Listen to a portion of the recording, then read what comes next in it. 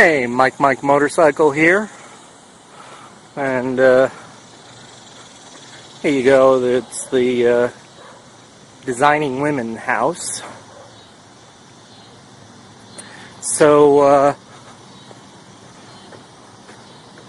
I looked at the temperature, and supposedly it's only 84 degrees out, and I'm in relative shade right now. But holy crap, it does not feel like only 84.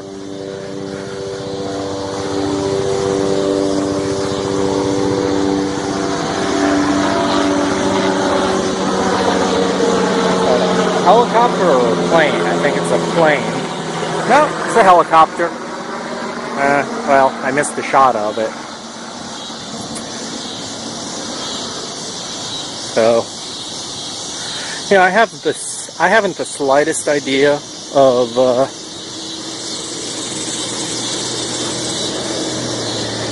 what this place is now. Well, what it ever has been. There you go.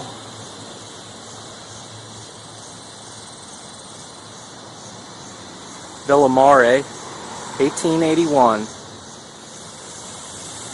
And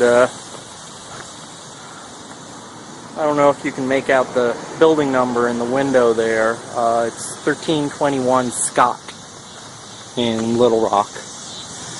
And actually, I looked on IMDb after posting the first video, and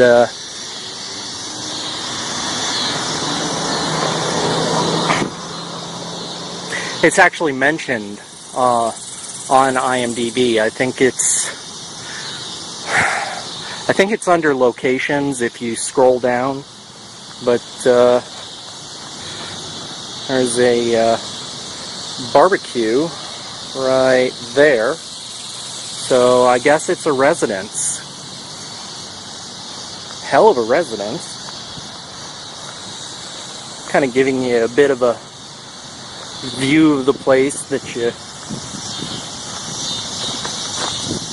wouldn't likely have had otherwise. I don't know, maybe one time I'll actually make a video dedicated about this, but yeah, no promises.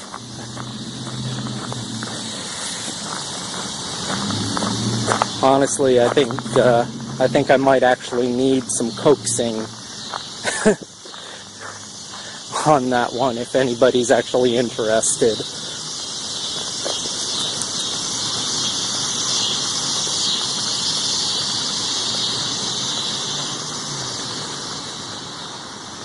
And here's another house, which I can't really show you yet because it's got tree cover.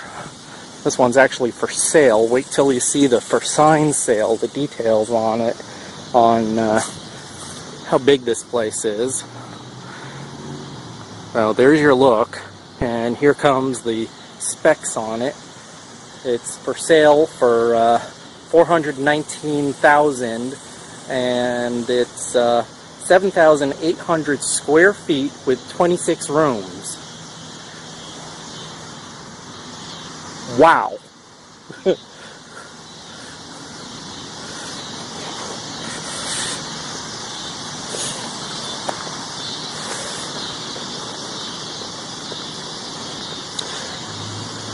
So I've had to make more than one trip with my scooter back to the place that I bought it from because I've had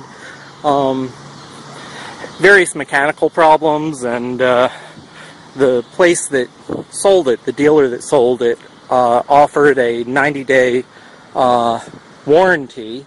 I don't think that actually comes from the scooter manufacturer. I believe that comes from the dealer themselves. And at this point, I've had to use it, I want to say about 4 times. So I think it was on the first time that I had to go back there. I was heading back and from Conway to Little Rock, and there was a portion where it was highway, and the speed limit was either somewhere between 40 and 55 I don't remember what it was in the particular stretch that I was on. And, well, unfortunately, I'm about to walk over a bridge going over the interstate again, and it's about to get a lot noisier. I don't know how well I come through as I walk over this.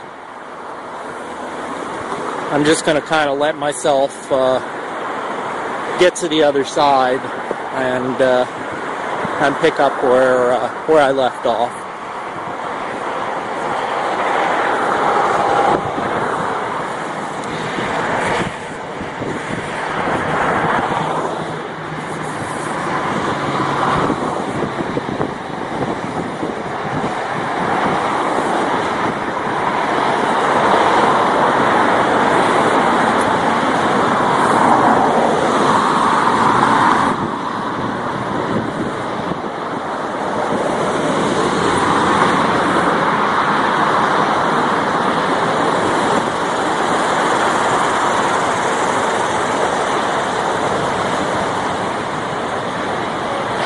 Oh, that would be a good reason not to.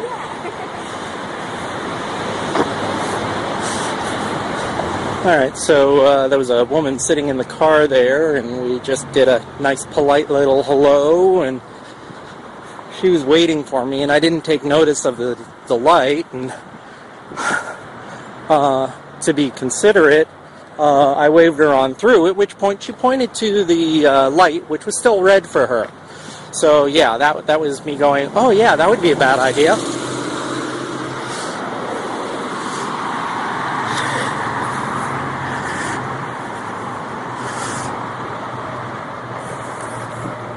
So coming back from Conway, I had my first kind of close call with a vehicle who decided to pass me, which, you know, I mean, I expect that. You know, whatever speed I'm doing on the scooter is probably as fast as it goes. And,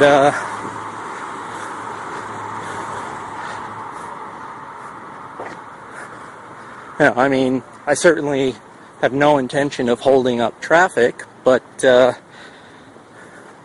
mean, the speed that it goes is out of my hands, and, I mean, I will try and get out of the way of other traffic if I'm slowing people down within reason. But so what happened is, and I'm gonna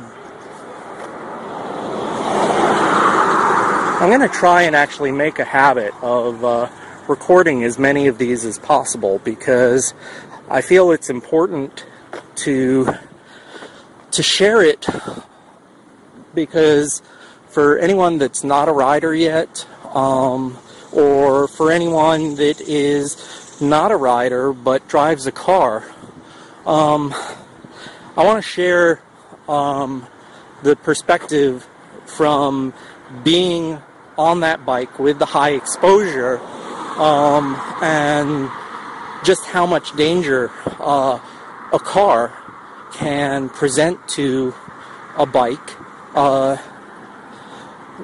whether it's intentional or not, and how important it is that that drivers be especially careful around motorbikes, bicycles too, because we're just so much more exposed. And if you hit us, if you run us off the road, we can die from that. What might be a minor incident in a car is going to have much more serious consequences to someone on a bike. So this person passed me, and rather than going all the way over the double yellow, it was a two-lane highway, one direction each,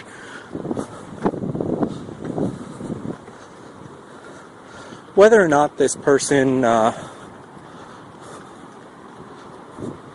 Well, scratch that. I mean, basically what he did was intentional. I know this. He straddled the double yellow line, and I was, at the time, already pretty far over to the right, near the white marker on the opposite side of the lane. But when he came back into the lane, he came about a foot from my front tire, nearly clipping my front tire.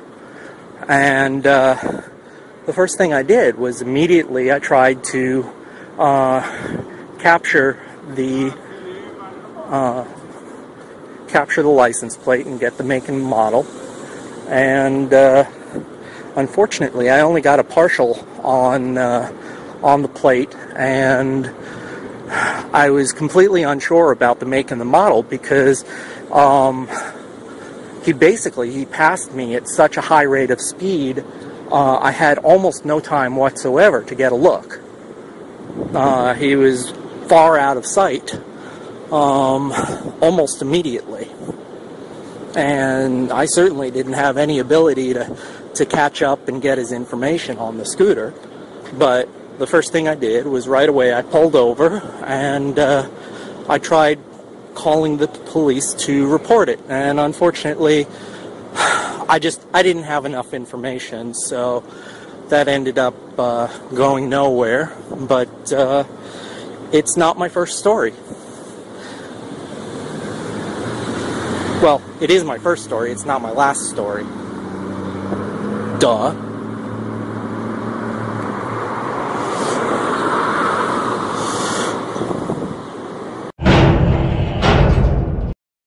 You won't like me, you put me on fucking internet, you won't like me.